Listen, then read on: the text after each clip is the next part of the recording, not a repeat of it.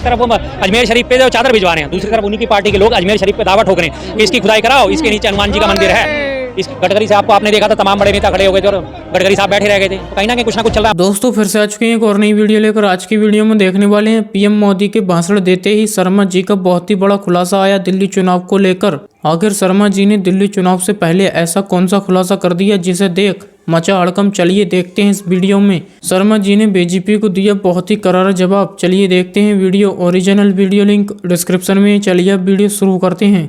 तरफ वो अजमेर शरीफ पे जो चादर भिजवा रहे हैं, दूसरी तरफ उन्हीं की पार्टी के लोग अजमेर शरीफ पे दावा ठोक रहे हैं कि इसकी खुदाई कराओ, इसके नीचे हनुमान जी का मंदिर है। इस गडकरी साहब को आपने देखा था, तमाम बड़े नेता खड़े हो गए थे और गडकरी साहब बैठे रह गए थे। तो कहीं ना कहीं कुछ ना कुछ चल रहा है। मोहन भागवत जी के साथ इनकी लगातार रोज 3-5 होती रहती है। मोहन भागवत जी कुछ बयान देते हैं और बीजेपी कुछ बयान देती है। तो अंदर खाने में इनका ठीक कुछ भी नहीं है। अब सिर्फ मौका इस बात का है कि कब वो चौका लगे कि जिसके पीछे बॉल पकड़ने के लिए सारे के सारे भागें। बस 13 की बैसाखी होती है, 14 तारीख को बंद मुट्ठी खुल जाएगी।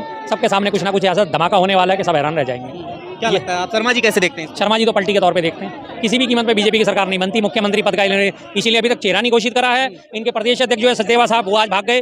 उन्होंने साफ साफ कह दिया मैं चुनाव नहीं लड़ूंगा। अब ये माफीनामा की जैसे मोदी जी ने एंटायर पॉलिटिकल साइंस में एक डिग्री ले रखी है, अब एक डिग्री इसी बात की आएगी, माफीनामा डिग्री की पार्टी को आपदा के में ही देखेंगे। वो चाहे कांग्रेस हो, चाहे वो आम आदमी पार्टी हो, चाहे वो टीएमसी हो, कोई भी विपक्षी पार्टी है। पूरा जरूर देखें, वीडियो आगे शेयर भी करें। तमाम विपक्षी पार्टी आज उनके लिए आपदा बनी हुई है। वो विपक्षी पार्टी को आपदा की ही दृष्टि से देखते हैं, क्योंकि देश में वो चाहते हैं कि विपक्ष मुक्त भारत हो।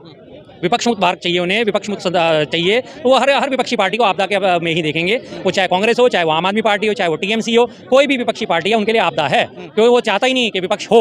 वो किसी भी कीमत पे नहीं चाहते कि विपक्ष हमारे सामने खड़ा हो। कांग्रेस को इतना नहीं घेरा जितना आम आदमी पार्टी को। कांग्रेस को इसलिए नहीं घेरा, कांग्रेस जवाब दे देती है ना पलट के। कांग्रेस जवाब देती है जबरदस्त। अब कांग्रेस जवाब दे रही है। कांग्रेस का वोट बैंक लगातार बढ़ रहा है। उन्हें पता है कि कांग्रेस को मैंने घेरा, कांग्रेस ने फिर मुझे उछाल बया फेंकना है। सीधी सी बात है। बेशक कांग्रेस को सत्ता नहीं मिली पिछले 2-3 राज्यों में, लेकिन उसके बावजूद वोट परसेंटेज आप देखें तो बहुत अच्छा खासा वोट परसेंटेज मिला है। वो तो इन्होंने खैर लास्ट एंड फाइनल सबको पता है कि कैसे हेराफेरी करके चुनाव जीता महाराष्ट्र का या हरियाणा का, सब जानते हैं इस बात को। तो लेकिन उसके बाद वे कहाँ तक ये करेंगे? तो कांग्रेस आज से जो चुनावी रैली का एक तरीके से शंखनाद किया है प्रधानमंत्री मोदी ने, फ्लैट्स की चाबी दी है झुग्गी वासियों को, तो क्या मुद्दों पे अब चुनाव होने जा रहा है? ये मुद्दा उनको याद कब आया? ये तो देखिए आप 2014 में उन्होंने वादा करा था और 2025 में आगे वो वादा पूरा कर रहे हैं। 2025 की 3 तारीख को वो वादा पूरा कर रहे हैं। तब 10 साल बाद वो भी उन्हें दिल्ली दिख रही है कि दिल्ली इस बार मुझे जीतनी जरूरी है, दिल्ली में जीतना चाहता हूँ, तो दिल्ली किसी तरह से मेरे हाथ में आ जाए। तो उन्हें जाके याद आ गई झुग्गी वासियों की। इससे पहले वो भूले बैठे थे लगातार, कोई उन्हें मतलब नहीं था। जब उनकी आलोचना हुई लगातार, तब जाके उन्हें याद आया कि इनके लिए भी मुझे कुछ करना चाहिए। 1650 फ्लैट तो दे रहे हैं। 1650 फ्लैट देके क्या पूरे सारे देश के दिल्ली में जितने झुग्गीवासी उनकी समस्या हल हो जाएगी? नहीं हो सकती। हजारों की तादाद में झुग्गीवासी हैं दिल्ली में, सबको फ्लैट दे सकेंगे? वो नहीं दे सकेंगे। चुनावी जुमला उछाल दिया, 1650 फ्लैट दे दिए। अब 1650 फ्लैट में भी आप जाके थोड़े दिन बाद जाके वहाँ पे रहने वालों से एक बार कभी पूछताछ करना, पत्रकारिता का अपना धर्म निभाना और जाके पूछना कि भाई साहब आपको फ्लैट मिला तो मिला कैसे। वो आपको बताएंगे कितनी रिश्वत देनी पड़ी, कैसे कैसे किस किस की जेबें गर्म करनी पड़ी, तब जाके हमें चाबी हासिल हुई है। और ये 1657 फ्लैटों में गारंटी देता हूँ 800 से ज़्यादा फ्लैट आपको भाजपा वासियों के मिलेंगे। तो प्रधानमंत्री मोदी कह रहे हैं ना कि शीश महल के लिए वो काम नहीं करते, हम तो गरीबों के लिए काम करते हैं। बिल्कुल जी, शीश महल की बात उन्होंने करी थी। मुख्यमंत्री आवास पे उन्होंने सवाल उठाए थे कि शीश महल है, तो थोड़ा सा अपने उसमें आवास पे भी झांक लेते। 467 करोड़ का 467 करोड़ का प्रोजेक्ट जो है पाइपलाइन में है, जिसमें पीएमओ का नवीनीकरण करा जाएगा और उसमें पीएमओ से एक सुरंग खोदी जाएगी जो सीधी पार्लियामेंट में जाएगी, ताकि प्रधानमंत्री जी की आवाजाही सुनिश्चित हो सके सिक्योरिटी के रीजन से। वो 450 करोड़ से ऊपर जो खर्च कर रहे हैं वो क्या गिनती में नहीं आ रहा? वो भी तो अपने लिए खर्च कर रहे हैं ना। अगर आज वो सीट पे हैं तो जाहिर सी बात है उन्हीं के खाते में जाएगा ये मामला, किसी और के खाते में तो नहीं जाएगा। तो उस पर क्यों नहीं देखते वो? उस पर क्यों नहीं सवाल उठाते हो? 8.5 हज़ार करोड़ के वो 2 प्लेन इस्तेमाल करते हैं। 17,000 करोड़ के 2 प्लेन, एक प्लेन में उड़ते हैं, दूसरा प्लेन स्टैंड बाई में उड़ता है पीछे पीछे कि कहीं खराब हो गया, इमरजेंसी लैंडिंग आ गई तो दूसरा प्लेन तैयार रहे, फौरन की फौरन हाथों हाथ उन्हें पकड़ लिया जाए। तो 17,000 करोड़ के प्लेन कम होते हैं? नहीं। 10 लाख का सूट पहनते हैं, कम होता है। 1.25 लाख का पेन लेके चलते हैं, कम होता है। 1.5 लाख का चश्मा पहनते हैं, कम होता है। एक ड्रेस वो दूसरी बार कभी रिपीट नहीं करते, कभी रिपीट नहीं करते। आप तमाम उनकी फोटोज उठा के देख लीजिए, रोज के उनके इवेंट उठा के देख लीजिए। हमारी जैकेट आपको हफ्ते में 3 बार रिपीटेड नजर आ जाएगी, लेकिन उनका एक ड्रेस अब तक 11 साल में दूसरी बार आपको पहनी हुई नजर नहीं आएगी। और एक दिन में 6 ड्रेस बदल देते हैं, एक की तो छोड़ो 6 बदल देते हैं। हर इवेंट में आपको नई ड्रेस में नजर आएंगे, आपको बिल्कुल फ्रेश ड्रेस में। प्रधानमंत्री मोदी क्या सेकुलर धर्म निभा रहे हैं अब चादर भिजवा करके? क्या लग रहा है? मजबूरी है साहब उनकी, कोई सेकुलर धर्म नहीं निभा रहे। उनका कथनी और करनी में जमीन आसमान का फर्क है।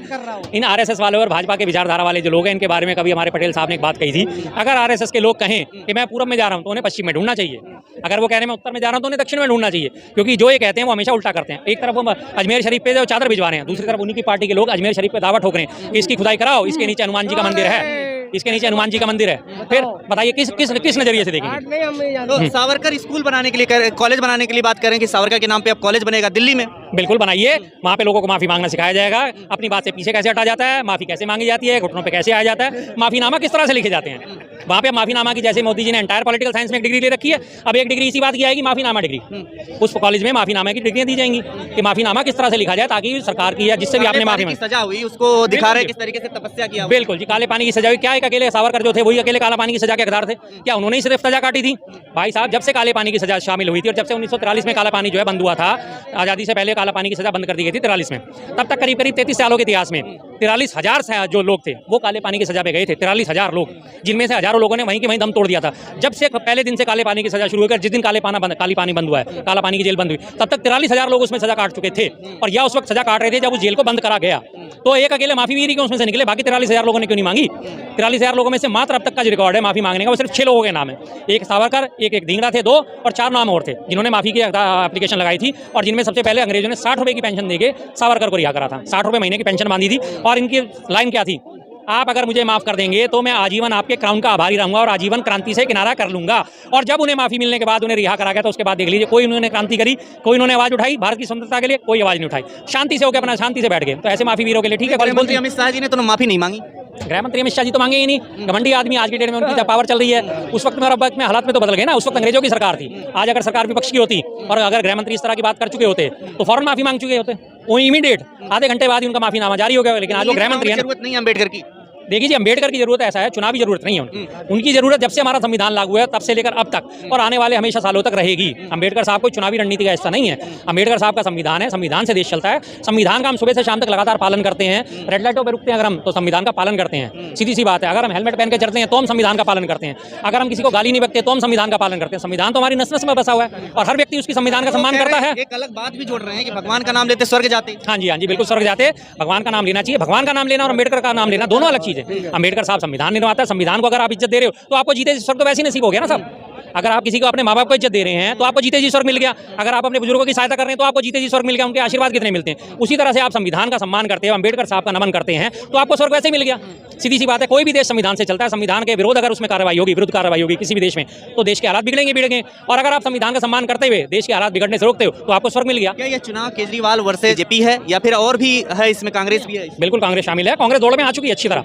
आज की वर्तमान डेट में अगर परिस्थिति में नजर डाला जाए तो त्रिशंकु विधानसभा के आसार हैं। अगर आज ही की डेट में अगर चुनाव हो जाता है, धीरे धीरे कांग्रेस का ग्राफ बढ़ता जा रहा है, लगातार बढ़ता जा रहा है। शुरुआत में उन्हें 2-4 सीटों पे समेटा जा रहा था, अब आकलन 5-7 पे आ गया, 5-7 से 10-12 पे आ गया, 15 पे आ गया, और 15-20 दिन की बात और मामूली सी है बस। और उसके बाद आप देखिए पूरी तरह त्रिशंकु विधानसभा हो जाएगी और पिक्चर क्लियर हो जाएगी। मोदी जी जब आते हैं तो वो कहीं ना कहीं पूरा जो उनका वोट बैंक होता है उससे अधिक कुछ ले जाते हैं। ये दावा किया जाता है। 2020 में भी आए थे मोदी जी और गृह मंत्री अमित शाह जी ने यमुना बिहार में जाके पर्चे बांटे थे, घर घर जाके पर्चे बांटे थे। क्या हुआ? कितनी सीटें मिली? 8 सीट। आए थे ना मोदी जी भी प्रचार करने, मोदी जी ने भी रैलियां करी थी, लोगों को संबोधित करा था, और गृह मंत्री शाह ने पर्चे बांटे थे जगह जगह जाके, घर घर जाके। यमुना बिहार की बात है, तमाम जगह यमुना बिहार के कैंडिडेट को जो है वो जिता नहीं पाए थे ढंग से, उसको मामूली वोटों से बढ़त मिली थी। तो पूरे देश की तो दिल्ली की तो बात ही क्या करें, सिर्फ 8 सीटें मिली थी। दिल्ली में मुख्यमंत्री कौन बनेगा फिर अगर बीजेपी अगर सरकार बनाती है? क्या लग रहा है आपको? नहीं, बीजेपी तो सरकार बनाने वाली है ही नहीं सर। किसी भी कीमत पे बीजेपी की सरकार नहीं बनती। मुख्यमंत्री पद का इसीलिए अभी तक चेहरा नहीं घोषित करा है। इनके प्रदेश अध्यक्ष जो है सचदेवा साहब, वो आज भाग गए। उन्होंने साफ साफ कह दिया मैं चुनाव नहीं लड़ूंगा। उन्हें पता है हार जाना है, फायदा क्या बेइज्जती करा के। इससे अच्छा तो मैं अपना बीजेपी अध्यक्ष ही बना रहा हूँ, वही ज्यादा मेरे लिए फायदेमंद है। थोड़ी बहुत तो मेरी चलती रहेगी संगठन में। फ्री बीज कितने काम आएगी जो जिस तरीके से उन्होंने घोषणा की है 2100 1100 महिलाओं के लिए और तमाम? नहीं काम आती इस बार। सबको पता चल गया कि चुनाव से फौरन पहले ये घोषणा हो रही है। अगर आपको वास्तव में ये घोषणा करनी थी और आपके हाथ किसी ने बांध नहीं रखे थे तो ये घोषणा पहले भी हो सकती थी। सिर्फ चुनाव आने के पहले चुनावी संध्या पे ये क्यों घोषणा करी कि सुबह चुनाव होने और चुनावी संध्या पे आप ये घोषणा कर रहे हो? तो लोगों को साफ साफ समझ में आ रहा है कि कहीं ना कहीं प्रलोभन देने की राजनीति है और इस प्रलोभन में मुझे नहीं लगता कि लोग इस बार आएंगे। इसका फिर फायदा ले जाएगी ना बीजेपी अगर आम आदमी पार्टी को नहीं देगी? नहीं, बीजेपी को कहीं फायदा इसका नहीं मिलने वाला। बीजेपी तो आपको मैं साफ बता रहा हूँ हाशिए पे है। अगर बीजेपी हाशिए पे नहीं होती तो आज ही हमारे सचदेवा साहब जो है चुनाव लड़ने से घोषणा नहीं करते कि मैं चुनाव नहीं लड़ूंगा।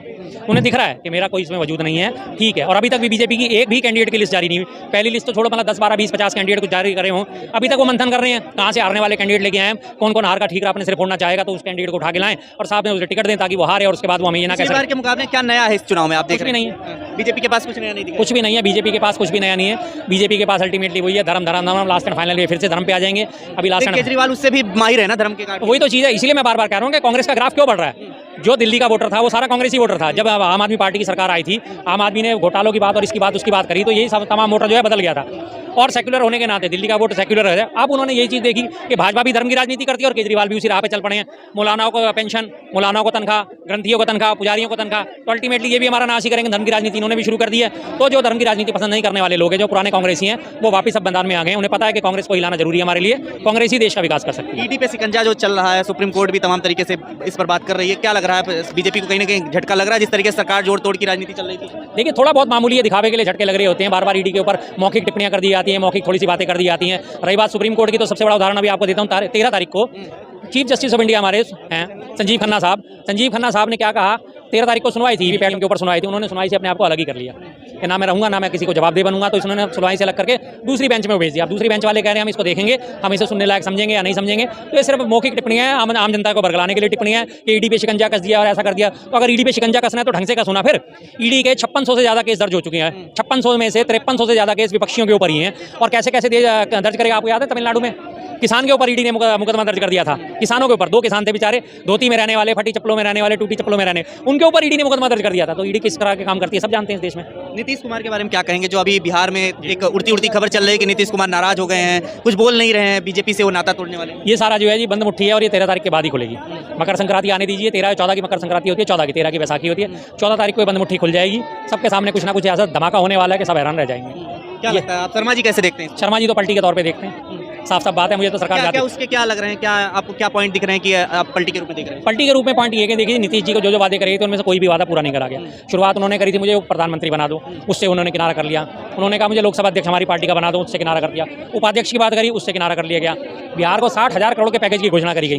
60,000 करोड़ में से दिया तो किस तरह से दिया? कर्ज के रूप में दिया, अनुदान के रूप में नहीं दिया कि ये 60,000 करोड़ हम आपको दे रहे हैं, लेकिन ये आपको वापस करना पड़ेगा, जिसमें से मात्र अभी तक 12,000 करोड़ की रकम जो है वो दी गई है बिहार को। स्पेशल पैकेज मांग रहे थे, स्पेशल पैकेज नहीं दिया गया। हर तरह से उन्हें धोखा दिया गया, हर तरह से उनकी वो करी गई। अब वहाँ पे पीछे से उनके अंदर खाने में से क्या करा गया, वहाँ पे उप मुख्यमंत्री जो है बीजेपी के सम्राट चौधरी, उन्हें लगातार आगे बढ़ाया जा रहा है। उन्हें लगातार उनको बयान दिलवाए जा रहे हैं नीतीश सरकार को गिराने के लिए, नीतीश जी को कमजोर करने के लिए। अब वो बात ये समझ रहे हैं, कहीं ना कहीं उन्हें दिख रहा है कि भाई ये मुझे कमजोर करने की साजिशें चल रही हैं। जैसे एकनाथ शिंदे को किनारे करा, जैसे अजीत पवार को किनारे करा, और तमाम जो लीडर्स को किनारे करा गया, सबने आपने देखा, सबके सामने की बात है। तो इसी तरह से अब उन्हें भी कहीं ना कहीं नजर आ रहा है कि मुझे भी किनारे करा जा सकता है। बीजेपी क्या इतना वो कमजोर है कि वो इंडिया मतलब इस तरीके से इंडिया गठबंधन तोड़ लेगा नीतीश को और जो है वो सरकार गिर जाएगी केंद्र में? देखिए, कमजोर और मजबूती की जो बात होती है ना, सिर्फ एक शुरुआत की बात होती है, एक चिंगारी लगने के भर की बात होती है। इस आशंका को सबसे बड़ा बल इस बात से मिलता है, जब आपको पीछे याद होगा भी लोकसभा के सत्र में 1 नेशन 1 इलेक्शन लेके आए थे। 1 नेशन 1 इलेक्शन के पक्ष में कितने वोट पड़े थे? 269 का मतलब 3 वोट जो है बहुमत से भी कम थे। जबकि बीजेपी के अकेले 240 सांसद हैं और उनके में से करीब 40 सांसदों ने उन्होंने वोट ही नहीं दिया था इस फेवर में। और वोट नहीं दिया था, उसके बाद उनके ऊपर व्हिप जारी करने के बाद उनके ऊपर अनुशासन की तलवार लटकाई गई, उनसे वो क्रॉस क्वेश्चनिंग करी गई, क्यों नहीं आपने दिया, उनके जवाब सार्वजनिक नहीं करे गए कि हमने वोट क्यों नहीं दिया था। तो इसी बात से कहीं ना कहीं कमजोरी तो साबित होती है ना।